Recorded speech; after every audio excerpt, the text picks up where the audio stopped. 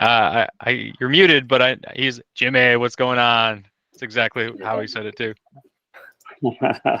How's it going, guys?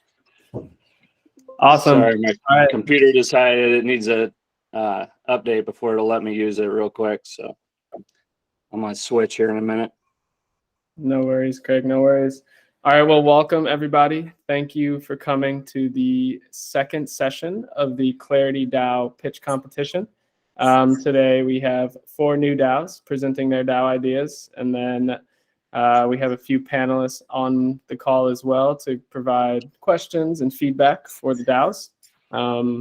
So real quick, I will talk for about 3 to 5 minutes, and then we will start with Harsha and Gods of Block DAO. So let me share screen, and we will go from there.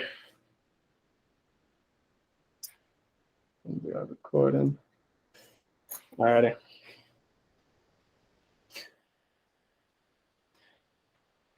Yep, so everyone, welcome. Thank you for coming. We're really excited about what's going on in the Clarity ecosystem. And before, we get into this, I always like to kind of set the stage to talk about, why is Clarity building the products we're building? Why do we put on this DAO pitch competition? Why are we trying to bring all these different resources together to help early stage DAO projects? So the first thing is our massive transformative purpose. And really everything we do, the reason that we do it is we want to enable decentralized innovation. We think that's a good goal to keep guiding us. We think decentralization will be an important part of the future, especially now that we have blockchain systems that can actually make this a reality and bring transparency to existing systems and companies and all of that good stuff. So our vision really for the future is that we believe human prosperity will be decided at the intersection of cutting edge technology, transparency, and human collaboration. That's a pretty deep statement. Remember when me and Justin were coming up with this statement, and we really think it's true. We think that there is new technology out there that is not being leveraged that can make the world a better place. It can allow humans to collaborate cross-border in a transparent way, and we think that it's going to be a big part of the future, like I said. And lastly, our mission. Our mission is to make equitable global financial and governance systems more accessible. That's why we're building the Clarity Protocol. That's why we're making a non-technical solution to spin up DAOs, create custom governance rules, have people be able to create proposals and vote on those proposals, knowing that they are enforced by the rules that are set within the DAO's constitution. So that is that. And today, we have session 2. So it's going to be Gods of Block DAO, GoKey, Transparency DAO, and Direct Ed. All 4 projects where I'm pretty good friends with the founders, and I'm very excited to have you guys be able to hear what they're all about. So without further, one last thing. So the prize pot is currently 5,000 ADA. If we sell about 300 more NFTs, it gets bumped up to 15,000 ADA. So I really encourage everyone to load up on the NFTs. You can hold 5 per wallet. Tell your communities to buy them and get you guys some votes so you can move on to the final. And really that's how we're going about increasing this prize pot. So we really hope to at least reach that first threshold, and we'll see where it goes from there. But thanks to everyone for coming and participating. Okay, hey, Chris, good to have you here. No problem at all. So today, this is the session 2 information. And before we get going with the DAO pitches, I'll hand it off to each of the panelists. We'll go Eric Helms, Chris, Eric from Indigo. I'm not sure if Paul's here, and then Colin. So you guys can just give a brief introduction of yourselves, and then we'll get into the DAO pitch competitions. And then DAOs, please try to stick to 5 minutes so you can get the full 5 minutes of feedback from our awesome panelists today. But yeah, without further ado, I'll hand the mic off to Eric Helms. All right. Thanks, Logan. Great to be here. My name's Eric. I'm a CPA. I worked in public accounting for about 10 years in both private and the public side. I started the smart contract audit token a little over a year ago. We're setting up a DAO to do decentralized audits and a few different things like that on the Cardano blockchain.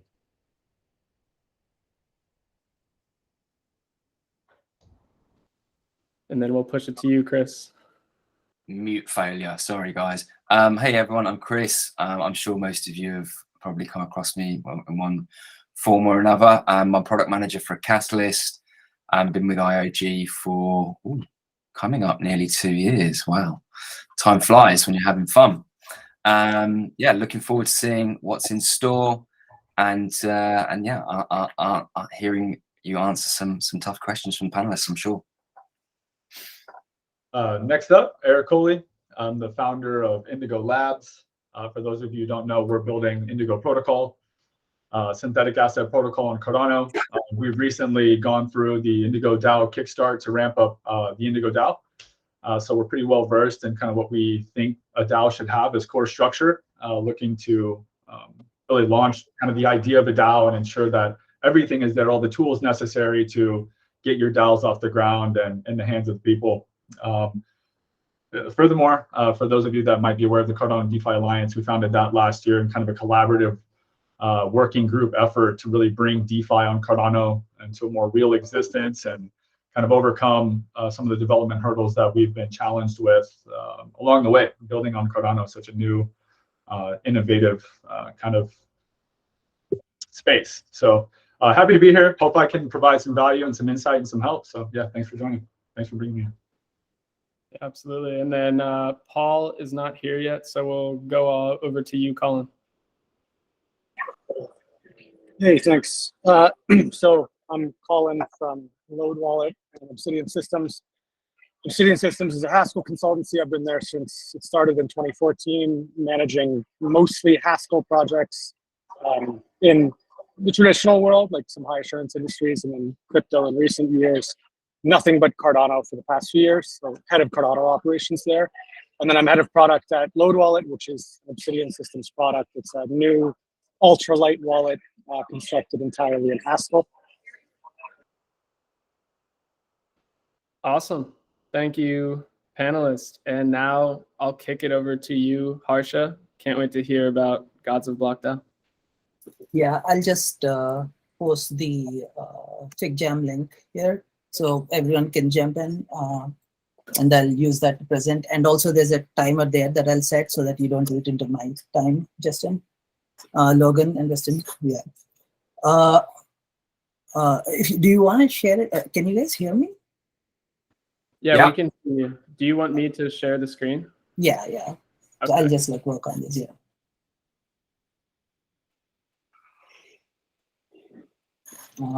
And let me know. I'll just set the timer and I'll start the timer when everyone's ready.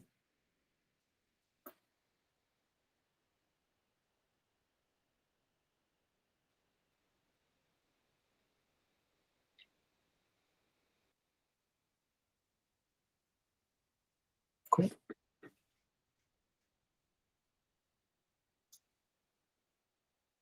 All right, I just started the timer. So what we are trying to build is an NFT analytics and reputation platform. And when you think of NFT analytics, you might be thinking about, statistics and like people drawing lines and stuff. I don't mean that.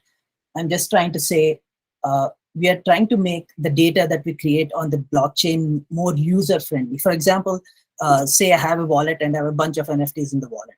I'd like to know the floor price of all the NFTs in my wallet so that I know like a roundabout number of the value I have in my wallet. I'd like to know if I try to sell my NFT for a specific price value, how long does it take to sell? Like basically like how liquid is my NFT? Like those kind of things I'd like to know. So we're trying to make the data that we create user-friendly so that my dad can come in, your dad can come in and still understand what's happening. On the other hand, we're also creating a reputation platform.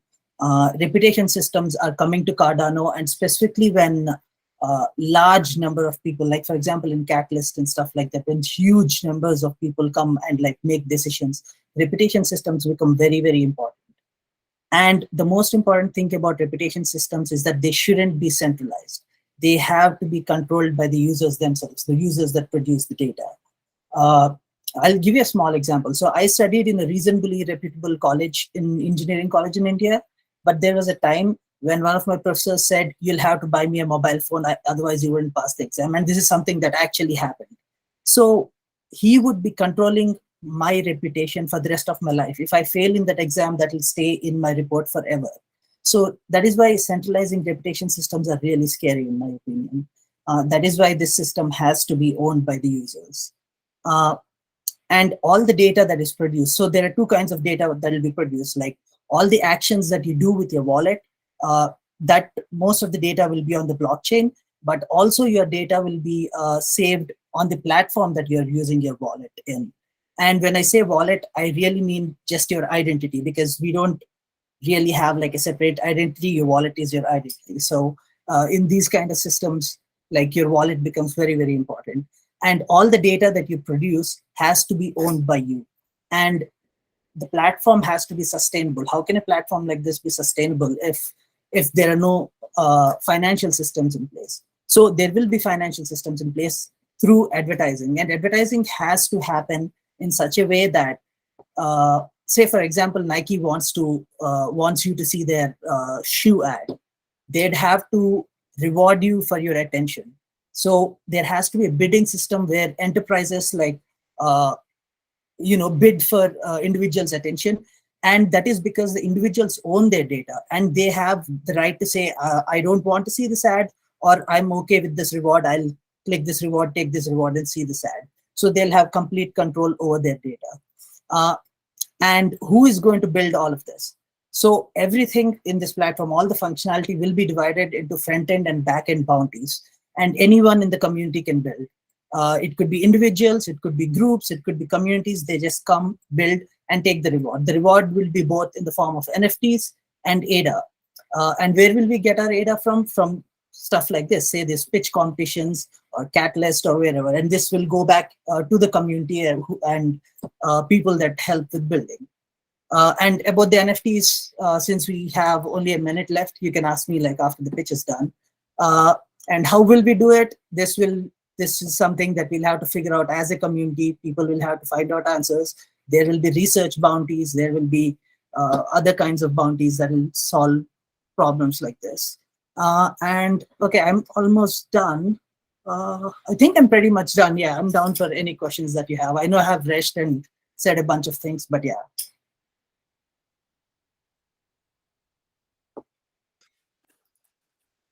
Thanks, Harsha. Really good. And maybe just to kick it off. So typically, as I've sort of seen with a lot of DAOs, they're very obviously cause focused or have like a very clear target audience in mind.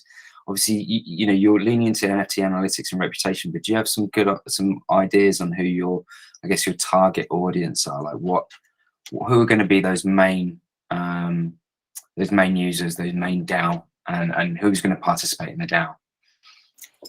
So there are two things in this question. One is who uses the platform, and one is who builds the platform. Both are users. So we'll be identifying key stakeholders for the platform who will have more of a governance say through the reputation system itself we'll be building. For example, what kind of actions make sense specifically for governing these platforms? Say, for example, there is a wallet that posts like a lot of educational content, and they get like a lot of awards for their education. These people are good people to govern the platform. Similarly, we can create the values that should govern the platform and pick like the key stakeholders from the values that are created. Okay, good, thank you. So kind of building off of what Chris was saying, so I think it's like a DAO competition, right? Like that's the focus of what we're talking about. So like for the service that you're trying to provide, information about floor prices and information that's good for NFTs, that's all really good stuff. As far as like, why does it make sense to do that as a DAO versus your team is building something and programming something and sharing that information? Isn't it making it kind of more difficult or complicated to form a DAO around it? Like what is the benefit of bringing a DAO structure into this versus just your team creating a platform and sharing it with everyone? Like I said, it's again a reputation system. And reputation system should be the people whose reputations are at stake should be the people who should be governing the DAO. I feel like I and some like bunch of people can't sit and control like key actions that are done by a wallet and say these are reputation systems that we will control. But could you elaborate a little bit on what you mean by reputation systems? Like even if you built a website, right, we can have reputation systems where I click good or bad or yes or no, right? So like, even if we wanted to have a reputation system, like how is the DAO structure being used for it? Or like, I guess I'm having trouble understanding it. So for example, say someone sends you a link that you have to click on, and this person is basically a wallet. Before you click on the link, you want to know like the health of this wallet. Is this wallet around for quite some time? What has this wallet done? What are the actions performed by this wallet? And all of this is on the blockchain, right? So we are just like making it user-friendly so people can understand the health of this wallet. And based on that, they can make a judgment on whether they want to click a link or whether they actually think this wallet is valid or not, right? Yeah. Mm-hmm. So in, say, for example, in Twitter, who is controlling it? The number of followers, all of it, there are a bunch of bots that follow. And we think influencers are influential because of the number of followers, but we do not know like how many of them are real. So this is not like a real health that we are, it's not an indication of real health. Indication of real health can be identified through wallet actions, in my opinion. Sure, but identifying those wallet actions or doing all those things, like your team doing that or setting up a system where you could do that, or having a DAO where it's an entire organization or community-led event, like what is the difference there? Like, why wouldn't you be able to set up this reputation system where you can go and check someone's wallet reputation without forming a DAO around it? So the building part is not a DAO. The building part is slightly different. I think, let me actually share the white paper also about how we plan to build it. And so the idea is to start distributing power from the building phase itself. Instead of like a small bunch of people coming together and doing it, like everyone in the community should be able to own a stake by building the platform is the whole idea. I have more questions, but I'm gonna let other people. So I feel like I didn't answer your question at all. Like, if you can, I'll try to answer it one last time if you can repeat that. So you said the people that are building it are not going to be the people in the DAO, right? They will be, if they use the platform, they will be the people in the DAO. Like whoever uses it is like a member of the DAO. Sure, but there's like a team that you have that's responsible for building this this product that you're talking about, right? So there's a team that does like kind of the groundwork, which is basically like quality control, making sure all the work is divided into bounties, you know, that kind of thing. All right. Well, again, I think I'm taking up all the time, so I'm going to yield to the rest, guys. Thank you. If I may, yeah, I'm curious how many of the contestants here have considered real-world representation with your DAOs, right? Because DAOs can't be naked, and well, it's not recommended that they be naked. So what representation in the real world do your structures have, your DAOs, whether it's a foundation or a trust company? Are you all thinking ahead like that so that you can negotiate off-chain contracts, so that you can have some entity that represents your DAO in the real world? I think that's an important piece that early DAOs should be considering. Absolutely. So I don't have an answer to that. So the next step in what we are going to do is this. So we, as a DAO, we have some specific values that we believe in. And I have been in the Cardano ecosystem, specifically in the Catalyst, for about 2 years. And in this time, I have identified individuals that share the same values. And these are people that actually know what they're doing. They have like the right knowledge to move things forward. And we'll be getting them together, and there'll be people who will be guiding the project. And the groundwork for all of this will be done by me and a couple of people in the team. And then most of the work will again be divided into bounties and be done. And the bounties, I don't mean just like technical bounties. This could be bounties based on like legal issues. How can we set up the DAO? These kind of bounties as well. So everything will be like questions to the community, and the community has to solve the problems. Yeah. There are important legal things to consider here with how you issue a mint a token and issue a token. All right. Mm-hmm. So do you do that through the DAO structure as the legal entity responsible for that kind of taxable event or legal event, or is that done through, you know, the labs or something like that, if you have some sort of entity representing you that manner? So those are very important things that I think everyone here should be considering as you all are looking to launch your DAOs. Absolutely, absolutely. That is some of the knowledge we'll be collecting from Logan and Justin. Like Clarity, Little Fish is collecting legal information. Similarly, DAO is collecting legal information. So we'll be using all this information to like set it up right. But right now it's too early for me to answer because this is just like the very beginning. Yeah, definitely. Well, we'll wrap up Gods of Block there. I think that's a great point. You know, the Clarity team is happy to knowledge share with how we're setting up, what we're seeing, different options that we've heard of that we may or may not have gone with. So we're happy to do that. But without further ado, I would like to invite Craig up, and you can go ahead. Like I said, try to keep it to 5 minutes, and then we'll take a few questions from the panelists, and then we'll move on to the next step. Okay, awesome. Can you hear me okay? Okay, I'm gonna share my screen, get rolling.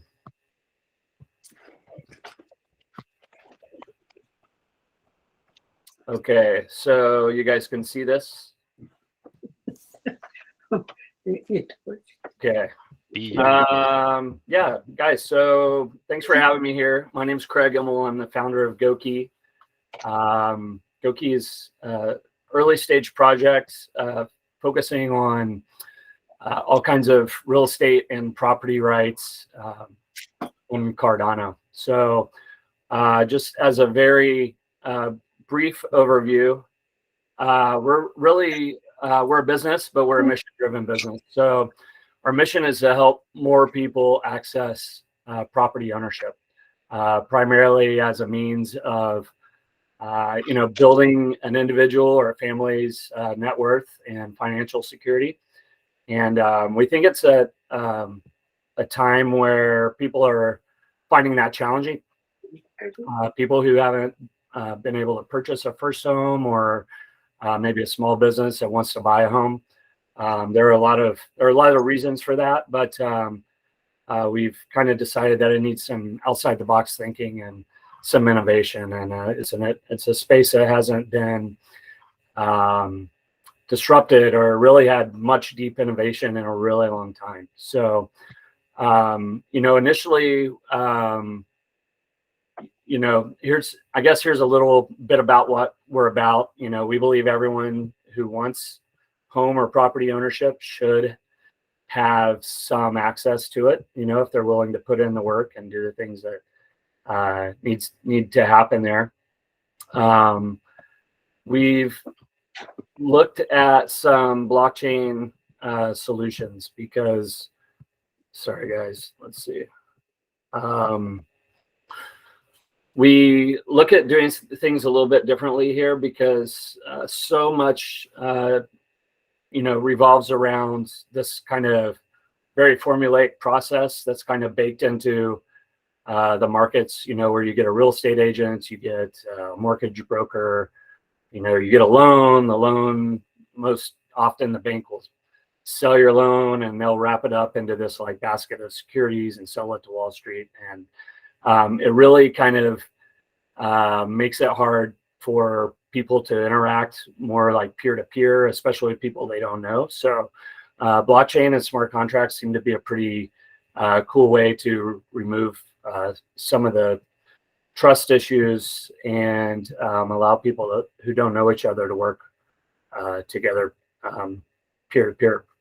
But a big start of that is like you have to start thinking about how this could look in the future. So tokenization of property is something we hear a lot about. We have a little bit different approach to doing that.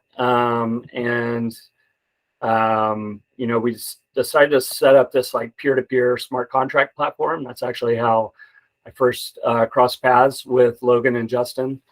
They were working on a super simple UI escrow contract, and that was really exactly what we needed to allow people to work peer-to-peer. As time went on, some of their ideas evolved and some of ours evolved, and it started making sense for Goki to potentially set up a DAO. So we had been asked by several people about investment opportunities, like what could an investor do or group of investors do with the Goki platform, and we didn't really have an answer. But when we started talking, a DAO seemed like something that might make sense. Here's some reasons kind of underlying why the big problem we're trying to solve is the big problem. but we can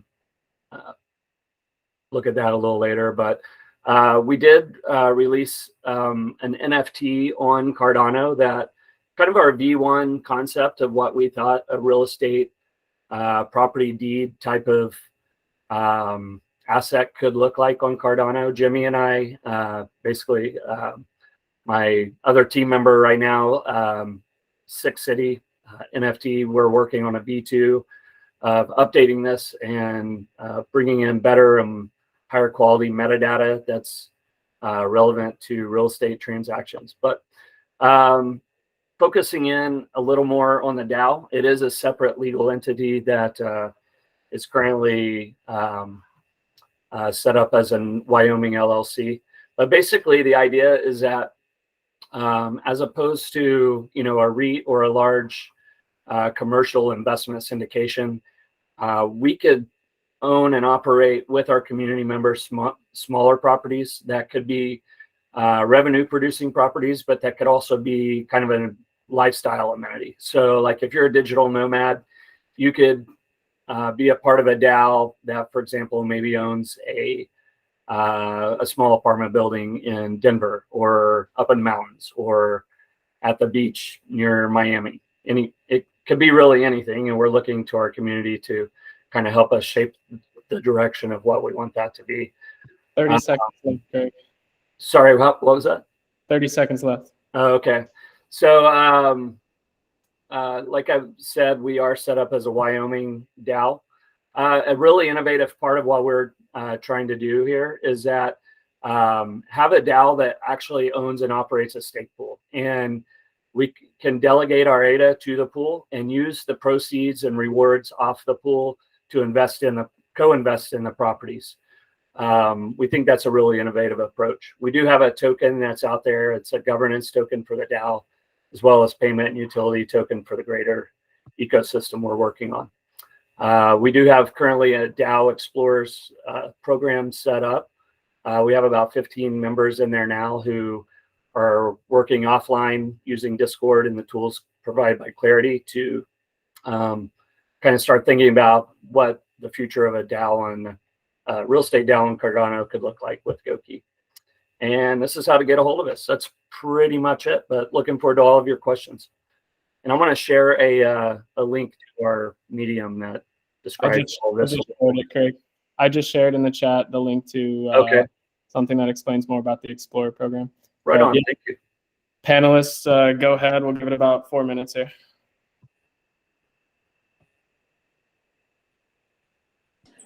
Sure. Thanks, Greg. So I see a token, it's available, governance token, and dedicated like staking UI. What is the next thing you're trying to ship? And if you don't need to know, but if you have a good idea of it, do you have a clear view of like how you can leverage stuff from Clarity or other community relationships to get to market quicker? Yeah, I mean, well, just so, keeping in mind, we have essentially two different lines of business, kind of our peer-to-peer solutions and our a couple other projects that we're working on that we haven't made public yet. But as far as the DAO is concerned, next step is basically keep this group of explorers together to keep looking into different aspects of how we might pull this off, especially on the legal side. I think with, let's say if we won the contest, probably 90% of the proceeds would go towards help on the legal aspects of this, because it is a pretty dicey area right now. And it makes it even more confusing when you start thinking about the DAO owning real world assets, and then is each asset, does it have its own sub DAO around it? So there's so much to figure out around that. Really using the Clarity assets, or the Clarity tools, excuse me, but that's really more around like I have some ideas on how I would approach building this DAO, but ultimately it's not going to be totally up to me. But using their governance tools, like I would make a proposal, we'll vote, and kind of just start moving ahead that way. Treasury is a little further down the line. I feel like we need to kind of figure out what makes the most sense to do and how to approach this first. But we are committed to, I think we have about 15% of the total Goki token supply allocated to help seed the Goki DAO treasury. I'm going to keep my camera off because my internet's terrible right now. But one of the things that I always look at when looking at like blockchain solutions is what problem is existing right now in the current system that we can solve by using blockchain, right? So with the different options that we have right now for real estate, like you mentioned REITs and there's investment clubs and like there's a few different things that we have that already have legal clarity, right? Versus going to a DAO where there isn't a lot of legal clarity there. Like what would be the benefit of doing that approach versus the ones that already exist that people use and that, we have that legal clarity over? Yeah, that's a great question, Eric. And we get that pretty often because there are some established methods out there right now that work well for a lot of people, but we've identified what we think is a big gap. So like you have REITs and different levels of real estate securities that people can buy into either on the public market or through private offerings. And those are usually set up in a way that they're usually really large offerings because it takes, it has to be a pretty valuable property and a total and a high value, like total package to to be able to essentially afford like all the legal work and all the filings that go into that type of thing. So on one end, you have this kind of like really large offerings. On the other hand, on the other end of the spectrum, you kind of have this like friends and family type of deal where maybe like, 4 brothers and sisters buy a beach house in Florida, right? And you can kind of manage that independently, like very, very simply, right? And it's not security, it's just 4 people. Maybe each one is like a joint tenant on the real estate title. But in between that, there's really not anything. So like if you had a bigger group of friends, like 20 friends who know each other, or they're part of the same community, they're doing something that's not a security, but like the friction of like organizing all those people and like, making decisions together and things like that, like it can get really hard and messy. So in my opinion, like a DAO is like a great fit for that because it provides a lot of clarity, forgive the pun, around like how decisions are being made on this space in between the small, personalized type investor groups and these large publicly traded types of syndications and real estate deals. Cool. Eric, Coley, you can go ahead. Try to keep it quick with these last 10 comments. Yeah, I'll try to make it quick. So I'm just curious, I can kind of see maybe some application here in kind of a timeshare kind of scenario where you have a group of investors that own one single property. So will the Goki platform kind of allow for fractionalized ownership of these properties eventually? Will there also be some sort of, Goki DAO treasury that is, made up of illiquid assets that really the DAO owns through a kind of a fractionalized ownership kind of process? Yeah, potentially, it's going to kind of depend on the size of the property and the property type sometimes, whether or not a property is fractionalized, and if it's fractionalized in a way that makes it a security or not. Just to give you a super quick example of kind of like a scenario that we were originally thinking of that kind of ties into our mission of helping people establish property ownership is like, let's say our DAO buys a 10-unit apartment building in Denver or something like that, right? And maybe 8 units are just our revenue producing units that we lease out to just total strangers. And maybe we keep 1 or 2 units for the community where, we can pop in and out of those if you're a member of the DAO, right? So like that becomes another piece of like the record keeping that would be really hard to do manually that a DAO could really help out on. One other important piece of that, though, is like the tenants in the properties themselves. If we can set this up in a smart way, they could potentially even be a member of the DAO themselves. So that is something that is really kind of a groundbreaking concept, where a tenant in a property can actually have some skin in the game of the property and maybe even earn, have some exposure to the upside increase in value of the real estate asset over time. Yeah, thank you.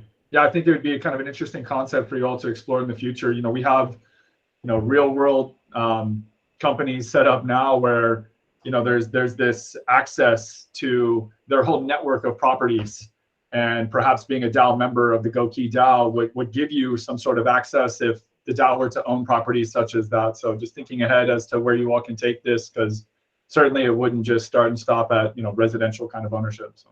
Yeah, for sure. And there are a lot of really cool models out there. A lot of those membership club models are like, the company owns all the assets, and then like, you have, as a member, you can come and rent them. So like most of them, you don't have a mechanism to build equity in those, but some blend of those, and it might be on a sub DAO specific basis. Like what works on one property might not be appropriate for another property. Yeah, indeed. Thanks. You bet. Chris, over to you. You're on mute still. Sorry. Just sort of almost an extension of what Eric was asking, and maybe I could just get some clarification on the NFT that you minted recently. Is that in the realms of fractionalization? And really more of a question that I want to ask is, okay, so I've bought in alongside a whole bunch of other people. Now I want out. What would be the process and steps for me to take? Yeah, kind of like a rage quit type scenario. or I see the market's gone up or something like that. I want to capitalize. Is it a question that everybody has to agree with me, or? Right. It shouldn't be. I guess to your first question though, like the NFT that we minted it's a one-of-one NFT. So it's one NFT that represents one property. So it's not fractionalized anyway. But you could represent property ownership with 10 NFTs, and each one owns 1/10 of the equity of the property. So what's really happening with fractionalized real estate on chain and on other chains and other projects right now, it's really kind of set up for investors. Like, we're going to fractionalize the ownership of this property 100 different ways, right? But really what they're doing, they're not fractionalizing the real estate, they're fractionalizing the ownership of the LLC that owns the real estate. So that's an important distinction, like legally. You can have multiple fractionalized owners of a real estate title. And so it's kind of this gray area between real estate law and securities law and who regulates what and when. But in an ideal scenario, like there would be enough liquidity around the NFT or representing the fraction that you own that you would not need to ask anyone else. Like it would be just kind of already in the governance that you can sell it. You can sell it on JPEG store or wherever you want to whoever wants it. Cool. Thanks. It would be more complicated than that, but theoretically. Awesome. Well, thank you, Craig and GoKey. Enjoy that. And if you want to learn more about it, there's that Medium article in the chat. And I have all these resources here to get in touch with them. Craig, if you could stop sharing screen real quick. Our next DAO is Transparency DAO. I'm actually really excited about this one. Me and a friend have dreamed this up, and he's really passionate about it. So he's taking it forward. So I would like to. He's not here right now, so maybe the Q&A will go a little quicker. I can try to answer questions if anyone has it, but I want to introduce you to our next candidate for the pitch competition. He's a serial entrepreneur who has built and invested in 6-figure companies, and he's made a name for himself in the digital marketing space. He's incredibly passionate about bridging the gap between Web 2 and Web 3 through creating and investing in projects that have real-world use case and can ensure a decentralized environment where everyone's voice can be heard. So it's my honor to introduce you to Devin. He is the founder of Transparency DAO, and he provided us with a little video so we can learn about what Transparency DAO is.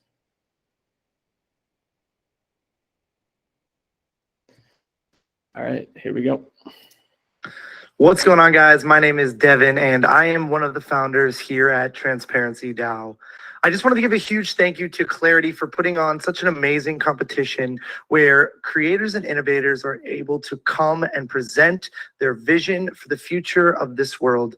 And not only that, but actually have the opportunity to see it manifested because of the investment that Clarity has made. And here at Transparency DAO, we have seen a problem in this world. In the current political climate we live in today, the need for free and fair elections couldn't be more prevalent. And the only way to ensure elections remain free and fair is to offer the ability for more transparency. In recent elections, and as I'm sure you're going to see in this next upcoming election, the results have faced intense scrutiny with both sides calling for each other's throats. We at Transparency have a dream where free and fair truly means free and fair. Free of suspicion, free of discrepancy, and fair to audit, where the voter is able to see their vote cast in real time, go through the entire process, and see it counted in real time. At Transparency, we embrace the phrase, your vote is your voice. We believe that a democratic system should be fair, open, and easily accessible to everyone. The future of democracy is in our hands, and we at Transparency DAO are dedicated to creating election systems that you can have the confidence that your voice is being heard. Through the utilization of smart contracts that allow policy proposals that are by the people and for the people, along with real-time voter accountability, we believe that we can bring forth the most transparent election systems the world has ever seen. And here's the reality. If we don't ensure these free and fair elections, all that we are doing here today, this amazing competition and the ability to share great and awesome ideas, is no longer going to be a thing that we get to enjoy. And so we at Transparency DAO believe that the foundation of everything we do begins with the freedom to share ideas and to be able to have the opportunity to have your voice heard in each and every election. And so we thank you for being a part of Transparency.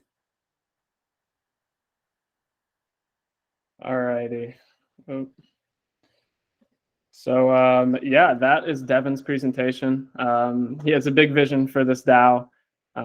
It really stems from our conversations of just like, you know, I have one of my parents is on one side of the political spectrum, the other is on the other, and it's just like, what is this political climate we're in? So he's very passionate about this. He actually wasn't able to come today because he's at the meeting he's at is the Federal Open Market Committee. So he's doing awesome stuff in this space. So yeah, that's a little bit about Devin, and I can try to speak to answer questions, but hopefully he'll be able to get on another call soon. Hey, Colin. cool. So I'd love to just see this as follow-up online, like following the project. Given the scope of the size of the aims, do you have a sense, or have you guys talked about it, like the appropriately sized like proof of concept for any of this, right? Like if it's replaced the government, then like I need a through line to like shipping a single widget. That makes sense. Yeah. So I mean, the way we think about it is you're gonna have to start small. Find one community that wants to try it out, and then compare, you know, if those votes are accurate with the legacy system of voting. But the thing we always talk about is like the way we vote right now. It's insane. we get this thing in the mail, and we gotta go through all of it, and it's like insane. So how is there not a secure system where we can just cast a vote we know is secure from our phones? So that's really where we want to get with this. But yeah, it starts small. I guess in South Florida where we live, we have pretty good connections to like the former mayor of certain counties and things like that. So that's where we're starting with this idea. He's boots on the ground. He's happy to be kind of the face of like this public transparency movement. So that's the stage we're at with it. And we're looking to leverage kind of the infrastructure Clarity is building to maybe implement this type of election system. Cool. So just to make sure I heard you right, like a constrained reference community, like reference app, right? Reference implementation with a small group of people and like relatively simple governance choices to make, but it proves out the mechanisms for things that scale. Yeah. I mean, you really got to start with other kind of niche use cases, in my opinion. So prove that it works for a community that around a sports team, or prove that it works for a community that wants to govern their real estate property. And then from there, you can talk about this bigger vision of, fixing the broken legacy system that is the federal government. Because in theory, the government doesn't exist to be powerful. The government exists of, by, and for the people. So if they see this as a threat, that's how you kind of know that their head's in the wrong place, because they should see this as a way to improve, not something that's going to rock the boat. But that's my opinion. Eric, go ahead, man. Is there like a one-person team, or like what? There was nobody else from the team that was able to join and answer questions? So he has a few of his a few buddies that are part of the team. There's like 5 of them. I've only been on one call with it. This is a pretty early stage idea. But yeah, no one could come, but I will get him on to answer questions if you guys do want to chat with him. He is a busy man. Sure. And then just one other comment too. So like, I think that blockchain is actually a really good use case for voting, like to do that and be able to go through and trace it through. Part of what he was saying, and I don't want to get too political, but I would say that the last election that we had here was a free and fair election. They go through and they recount the votes and they do all that. No matter what, even if we change this other thing, I think you're still going to have people that say it's fair or it's unfair, like regardless of the system, regardless whether it's fair or not, it seems like you still have people that will say, no, it's not. So like that problem seems like it's always going to be there regardless of the technology that we use. Yeah, I understand that perspective. I think I disagree because, if you have a database that no one controls, and there's actually a process where you can have decentralized identities that actually confirm who someone is and where they live and how they're voting. I think there is I agree, like, not to get political, but there's 2 sides of the aisle right now, and there needs to be kind of a middle ground where people can understand what's true and what's not. And I think, at least in the States, people are confused about what's true. I know I certainly am. Right on. Eric, do you want to go, or did you have a question? More of an expansion on, Colin's, suggestion with regards to starting. You're gonna have to find, local municipal partners to pilot this. We can take out restoring faith in the election system, no matter what side you're on, is critical. And you can do that through technology. Technology can be the be-all, end-all of that faith restoration and trust in the system. So I like the idea, but in order for this to grow and really take on and reach kind of the heights that you have aimed for it, it's really clear you're gonna have to start with some local or municipal pilots. I would encourage that be a focus of, the initial aim in the short term as to how you can get this thing off the ground. And I would even go somewhat smaller than that. I think municipal partners, they're still not going to be, they're not even going to be early adopters. They're at best going to be early majority, probably not. They're going to be late majority laggards. There's little incentive for them to change the status quo unless there's demand from their constituency, right? So my recommendation and advice would be pick a local community where, they like a housing association, right? Where or like a neighborhood watch group or something. I don't know, something where there's nothing seriously at stake to really demonstrate proof of purpose, first of all.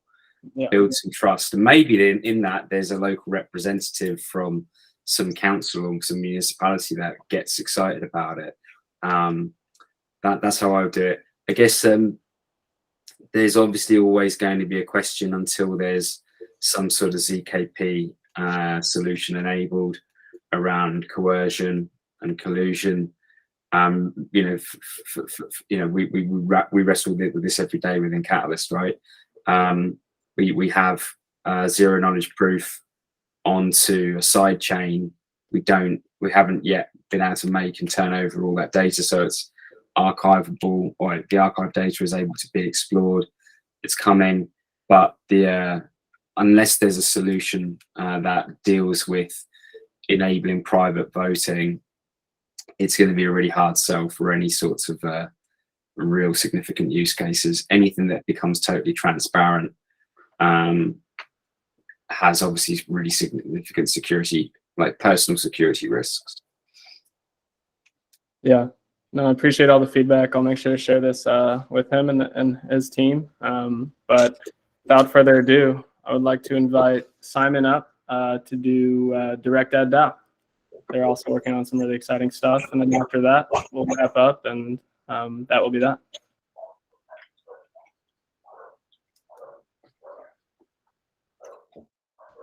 Simon, are you still here? Yes, sorry. I was not sure when it was my turn, but now as I'm jumping back and forth a bit. But I'm ready. Should I share my screen then? Yeah, go for it.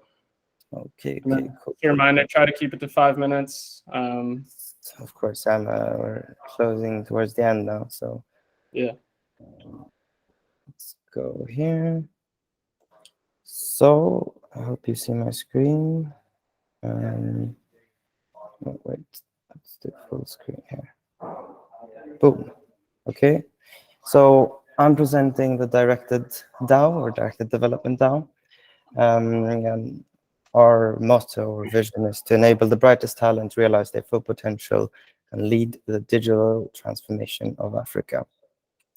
Now, so what is the problem really? Well, on one hand, we have a shortage of IT professionals in Europe. As much as 500,000 IT professionals are missing. And this is particularly an important point in time, because you have also 38% of companies reporting that they plan to outsource more. So there's this opportunity, there's this gap in terms of skills. But this opportunity is a bit hard for students in Africa to really take. And the reason for that is, our hypothesis is that they lack resources, so that in terms of computers and world-class education. But another problem, more fundamental, is that it's just hard to identify these talents and have this matching between both identifying them and then giving them the resources to be able to succeed as remote software developers. So let me take you through the solution. Well, on the first step, it's micro scholarships for coding boot camps using blockchain technology. But what does this really mean? So what first happens is you have donations or investments coming into scholarship pools for specific schools and specific skills. So that could be maybe, well, what we do is we would partner with some of the leading high schools, some of the best high schools in Kenya and Ethiopia. And we would also, on the sort of demand side, we would identify what are the skills that are currently in high demand in Europe, in this case. Okay, so you have then donations coming into these pools from investors or anyone really who is interested in who believes that this is actually a problem.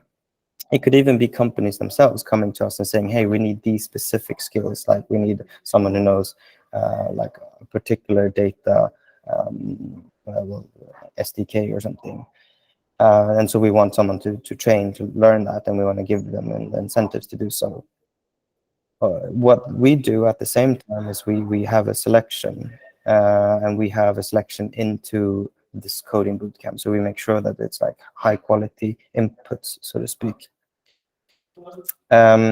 And in order to create this accountability and make sure that you're not just putting in money, like you make an investment, right? But that is essentially a contract. And the contract is, I invest in you and you deliver in terms of learning milestones. You actually gain the skills and you actually get a job. So what then happens is that you have a smart contract that distributes the money only if the receiving end, the scholar, so to speak, only if they learn what they're supposed to learn, like these skills, and they show these this progress. And then they find this job because, you know, there's a demand for these skills.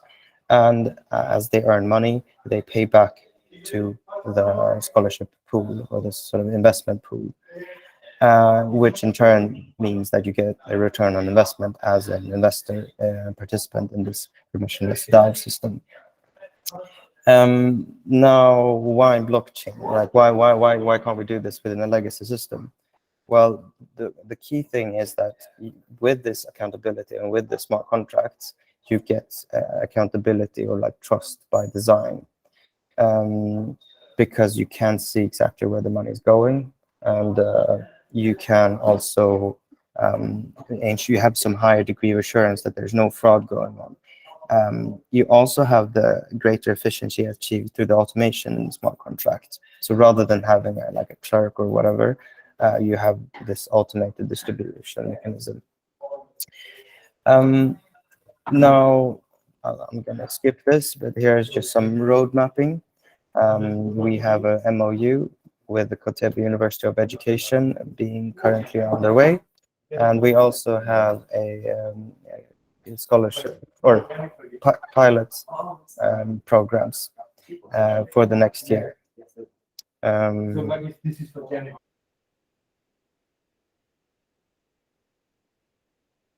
Okay, sorry, I just had to, it was a bit noisy. So this is the sort of current business model or the unit economics. We estimate that it would take a cost around $1,200 to support one scholar, and around 2,500, or this is sort of expected annual income among the successful ones. How am I doing on time, actually? I think it should be 10 seconds over, but feel free to take one more minute. Yeah, but I'll just go back to, I'll just end on this slide really, because I think the questions are more interesting. Here's our team. We have many years of NGO leadership, and we have all, you know, been very lucky and fortunate to have been given opportunities. So this project really is our way to sort of give back and give other students opportunities, but also do so in a scalable manner and cost-efficient manner. And we think that the DAO structure could be one way of achieving this in a more scalable manner. Because right now, just for more context, we are a foundation, so it's a non-profit. But as you might know, with microcredit, microcredit was all non-profit in the beginning. But as of in the last 10 years, a lot of them have transitioned into more for-profit like corporate structures.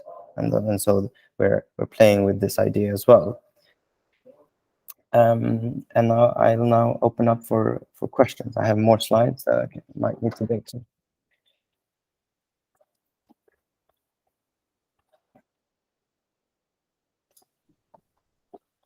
I'll jump in if nobody else wants to. I thought this was a really good pitch. I think you did a really good job, Simon. I like that you covered the why blockchain portion of it. I think it was really cool.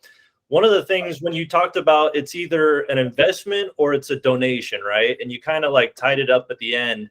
I would personally choose one or the other. I personally think this works really well as just a donation thing. Like if you show that you're adding value, this is helping a lot of people. It's something that I personally would want to be a part of or participate in. You could do it where if you donate, you get tokens for the DAO and then you have more of a say in it. But otherwise, if it is going to be an investment on exactly how it is you're going to ensure that people repay their loans and dig in on that a little bit more, because the investment portion of how you would actually capitalize from this, it was a little unclear to me, but just as a general concept, I think it was pretty cool. Thank you. Thank you. And I guess I could add that this is very much like a long-term idea. If we realize that we cannot scale based on purely donations, we cannot reach the number of people, then only then this would be more sort of relevant as a model. But we are playing with the just normal DAO idea, where essentially all the stakeholders, including the students and the donors, get sort of on-chain ability to participate in the governance and the decisions. Yep. Yeah. Focusing on what exactly the DAO is going to do and how that factors in, I think would be a good idea as well. But yeah, good pitch.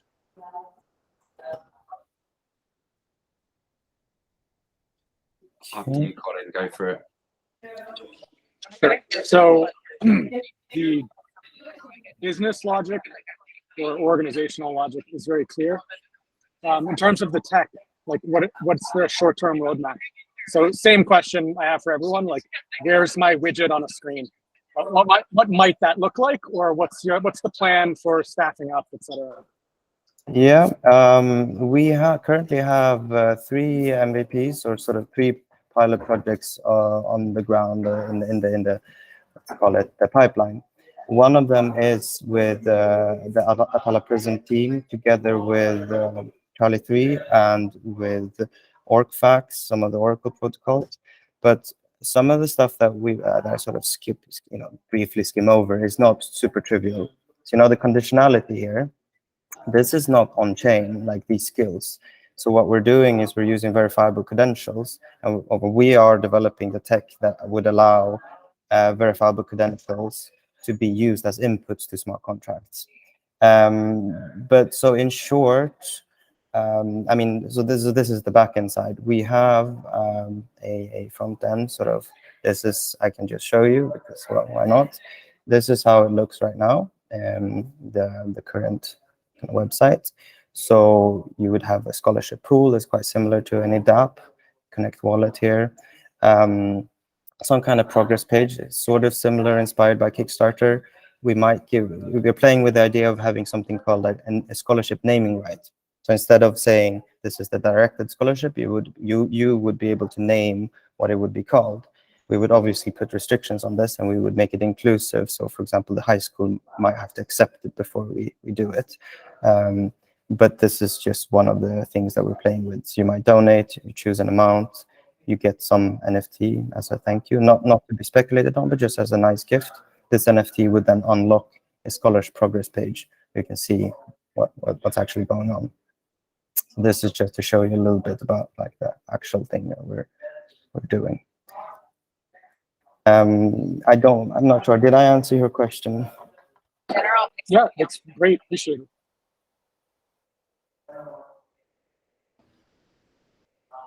Yeah, I'll go ahead. So I'm curious, for students, what kind of real-world partnerships are you all considering for job placement? Once they're done with their education, they've received their credentials for job placement. Are you all working with business process outsourcers, or do you plan to for placement, whether they're nearshore, onshore BPOs? What kind of partnerships are you all structuring so that you have that easy pathway for your people to find jobs? The short answer is that this is something we're investigating right now. So we're trying to talk with companies and really figure out which are the ones that would take on interns in the first step, but then later on turn them into like employ them. These are students, that is. So we actually have now a small consulting group that are sort of volunteering pro bono to help us do this market research. If you know of any specific companies or have any recommendations or ideas, then we're very, very happy to take those on. We have some ideas with the Snaprillia, which is a Cardano project. They have an internship system. So once we're in a more mature state, we're going to start to talk with them. That's one example. But right now we're focusing on getting, both the tech and the sort of website on going, and the pilot projects on the ground in Kenya. So we have one in Kenya, one in Ethiopia, partnership, and then we also have with a company called Microverse. So they are an existing online coding bootcamp. So we were sort of having a partnership there. Yeah, one of the things you mentioned earlier in the pitch was with regards to outsourcing. So that's a trend that we've seen since the beginning of the pandemic to now. The numbers are pretty obvious that companies are outsourcing more and more of their staff. Well, they're outsourcing to who? They're outsourcing to business process outsourcers. They'll go to a specific company and say, I need you to fill, procurement or warehouse or technical engineers in IT. So they're looking to outsource specifically and niches of an operation of a business that don't want to bring those people in-house. So I think that could be some of the low-hanging fruit for you all to, connect and partner with BPOs. They can be global, they can be domestic from wherever your nationality is. So yeah, I think it's something to consider though, because I think that could be an easy pathway to find job placement for your people, especially on the technical side. I think they're in high demand. Okay, thank you for that. What are they called? Like the general term for that? Business process outsourcers, or BPOs. It's a space that I know pretty well from consulting and contact centers. So they look for call center agents, but they look for a wide variety of skilled people for any business to staff through a BPO where they don't want to bring certain skills in-house. Got it. Thank you so much. That's very useful.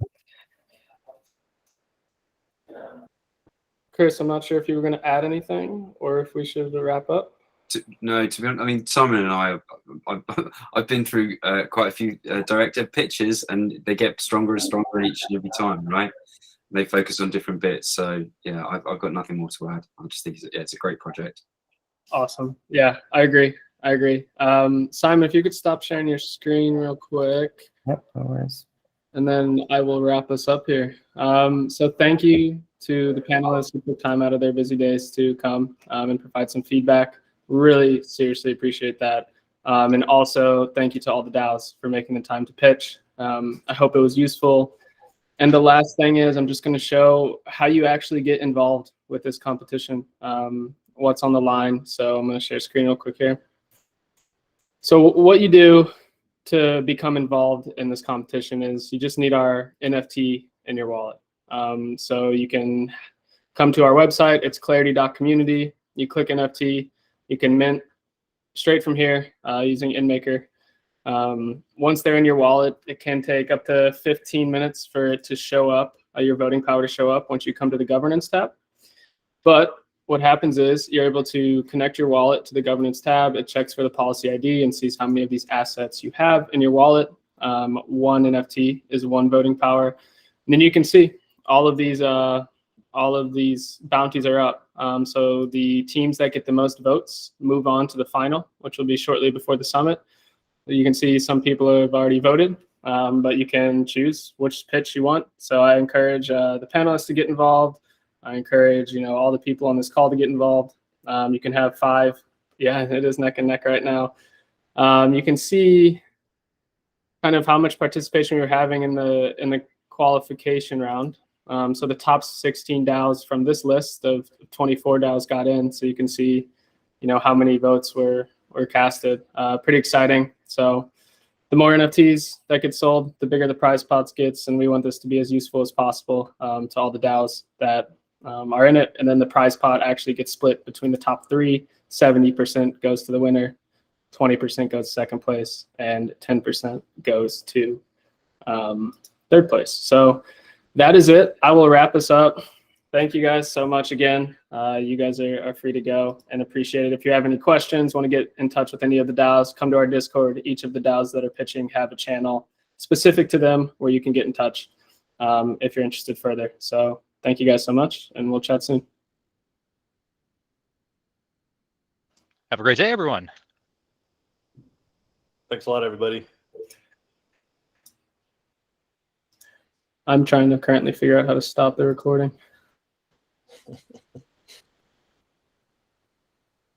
Justin, are you able to find it? I feel like a dummy. Oh, he left. Son of a gun.